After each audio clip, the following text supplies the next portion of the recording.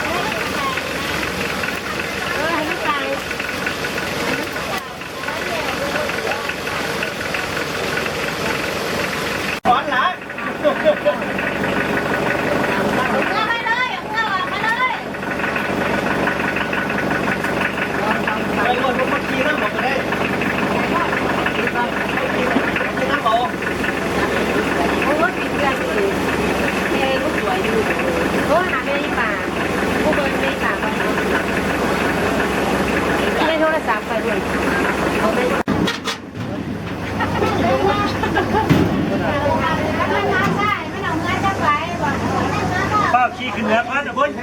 ขี่ขึ้นเรือไปเล่นก่อนปีนี้หันมาเรือแล้วที่นี่จะลงมาก็หักอยู่พูดไม่ได้ลงไปพูดไปทางนั้นนะมันปล่อยน้ำไหลวิดีโอ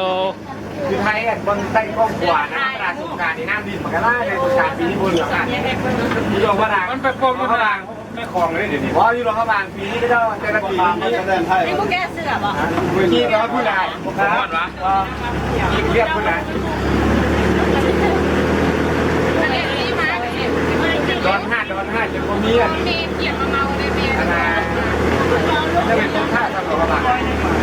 ไฟหน้าไหล